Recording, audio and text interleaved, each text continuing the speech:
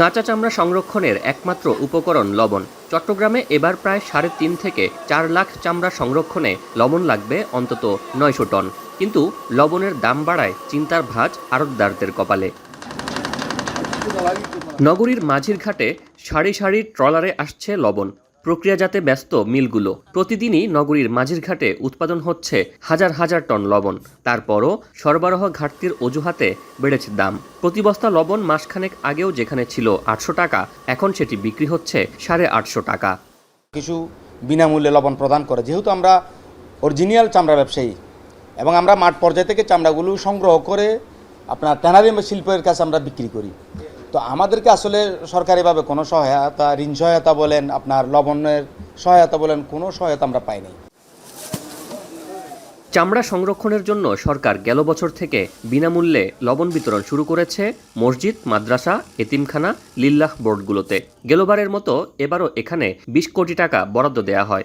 তবে বিনামূল্যের এ লবণ চামড়া সংরক্ষণের ব্যবহার না করে অনেকে তা বাইরে বিক্রি করায় এবার কঠোর অবস্থানে বিসিক। ১,০০০ মেট্রিক টনের মতো যে লবণ প্রয়োজন হতে পারে, এই চাহিদা অনুসারে হয়তো পুরোপুরি চট্টগ্রাম জেলায় বরাদ্দ নাও আসতে পারে।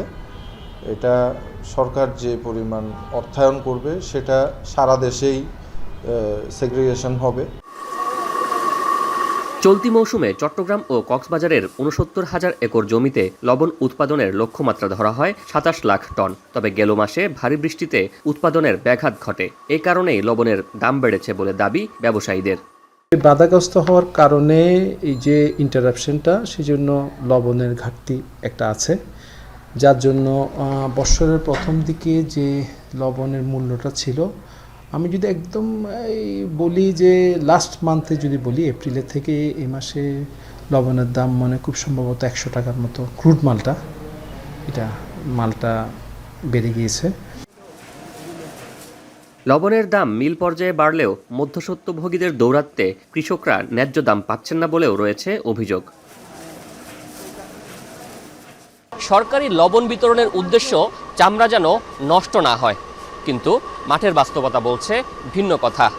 অনেক ক্ষেত্রেই বিনামূল্যে পাওয়া এই লবণ পৌঁছে যাচ্ছে খোলা বাজারে, যা সরাসরি ব্যাহত করছে চামড়া শিল্পের সুরক্ষা। এই অনিয়ম রুখতে এবার কঠোর যাচাই বাছাইয়ের কথা বলছে বিসিক। তবে বিশেষজ্ঞরা মনে করছেন শুধুমাত্র লবণ বিতরণ নয়, বরং চামড়া সংরক্ষণের পুরো প্রক্রিয়াটি আসা উচিত সরকারি ব্যবস্থাপনার আওতায়। তবেই রক্ষা পাবে জাতীয় এই সম্পদ। শোয়েব রহমান, এখন, চট্টগ্রাম।